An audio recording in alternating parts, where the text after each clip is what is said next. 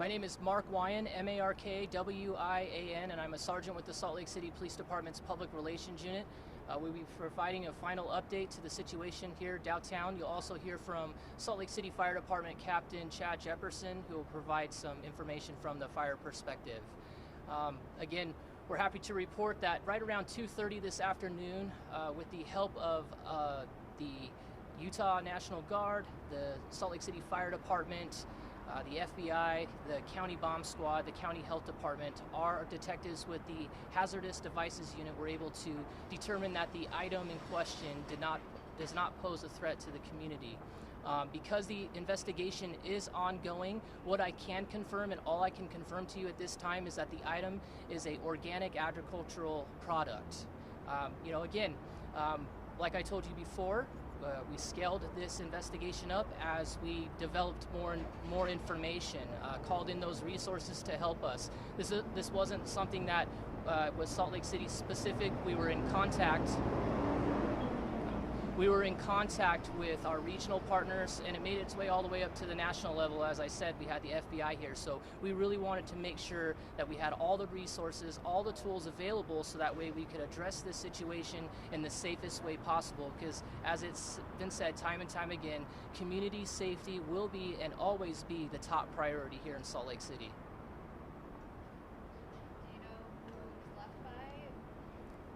So what I can tell you is we were able to get surveillance footage that shows that a person did leave this in a manner that was very suspicious, and so that is part of that investigation, is figuring out who that person is. So if that person is watching, please come forward. We want to talk to you. If anyone has any information about this person or saw themselves in the area in the early morning hours today, to please let us know. Call 801-799-3000. Again, I just want to reiterate, from the very beginning, we had that surveillance footage.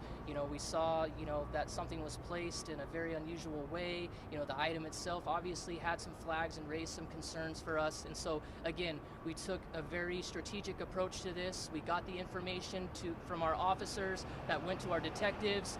They analyzed that. They were able to scale it up and get those resources in so that we could be able to get a safe resolution here.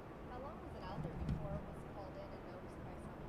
No, I don't know how long it was out there, but we're thankful to that community member who saw something out of the ordinary, and it just reinforces to our community members, thank you. If you see something that doesn't seem right, give us a call so that we can get the resources there to be able to figure things out. How did you end up discovering what the item was? Were canines used, or how was it approached? We had a multitude of resources here. As you could see, we had canines here. We had the Utah National Guard here, the fire department. I don't know what specifically, was able to be the final determination, but ultimately, at the end of the day, it's the collaboration and the partnerships that we have through public safety to be able to reach this resolution today. Why did it take 7 hours?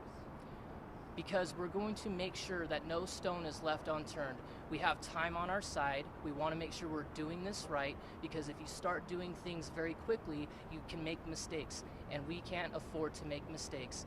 The community expects that we do everything that we can, use all the resources available, and that's why it took time, and it will take time.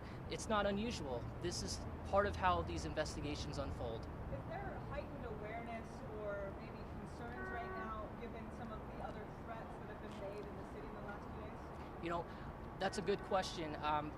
We're always on alert. Our community members need to be on alert. If, again, like I said before, thanks to this community member, it was brought to our attention. They saw something that seemed out of the ordinary. We addressed it. We took the time and we used the resources to be able to safely make a resolution here. What will the disposal process be like for this item? I don't have that specific information. Obviously, our HDU squad and our partnerships that we have with other units like that, they go through specific training to be able to make sure that those items or whatever it is done in a safe manner. Were there any verbal threats made in conjunction with the setting down of the item? I don't have any specifics. That's obviously something that we're going to look into. And again, if anyone found themselves in the area, maybe saw this person drop this off in those early morning hours, or has any information, please let us know, because we're taking this very serious. Are you able to confirm whether or not this was in a box, a bag, or anything like that? Again, like I told you before, the only thing that I can confirm right now was a organic agricultural product. With the evacuations and asking people to avoid the area, when is everything going to return to normal? Yeah, so it actually happened fairly quickly once we determined that. Obviously, it took some time because we had this whole area blocked and shut down because we had a lot of resources here. But as you can see behind me, traffic is flowing. People are walking by us right now. We've made sure that we stayed in contact with those that were supposed to shelter in place, supposed to evacuate, and it appears to be business as usual. Is this a crime at all? You know, leaving something suspicious behind that leads to this kind of response, or like any sort of citation or anything like that? Yep. That's part of the ongoing investigation here is we'll have to determine, why this happened the way it did, why it evolved, who did it. So again, that's the ask is whoever did this, come forward. We'd love to chat with you. Can you review just one more time what the process was like to actually discover what this was? Again, this started in the early morning hours, just before 8 o'clock. Our officers got here. They made that initial assessment. The on-duty watch commander requested the help of our hazardous devices unit who came. They obviously did their own analysis after they got the information from our patrol officers. They have tools and resources at their disposal that they use. They made those phone calls. We're fortunate to be able to have, one phone call away from those regional partnerships that we have, the national partnerships, to say, hey, this is what we have, this is what it looks like, what should we do, what's the next course of action? And so we strategize to make sure that we always keep public safety in mind. And so again, we continue to scale that up to where we were able to get in there, analyze what it was, and ultimately determine that it did not pose a threat to our community. You had a lot of teams out there today. How do you think they did as one today? I think this is a great example of collaborative partnerships with public safety. We're fortunate to work here and have those resources available. Special thanks to our police officers, our fire department, the Utah National Guard, the FBI, the county bomb squad. All the resources that came here played a pivotal role in making sure that community safety remained the top priority and that this resolved in a safe manner. Are you able to identify the individual on the surveillance photo, and will you be pursuing them, or are you going to wait till they come to you?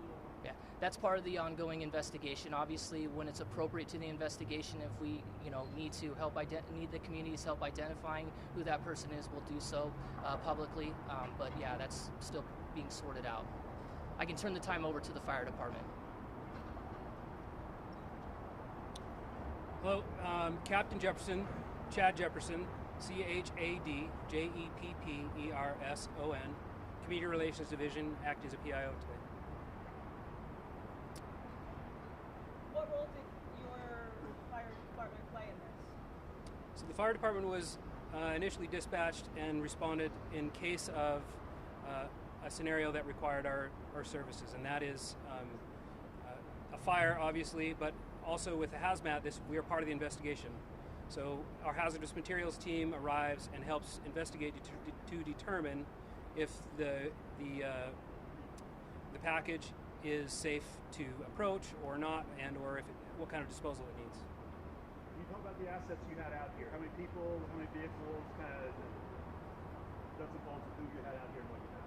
Yes, we had about 6 fire apparatus in total, a Gold Cross ambulance, and that makes about 20 firefighters and 2 Gold Cross folks. That's within Salt Lake City. Outside of that, the cooperation with the Salt Lake City Police Department, the Utah Air National Guard, the FBI, those are separate numbers, but total Salt Lake City firefighters were around 20. All right, thank you, everyone. Thank you.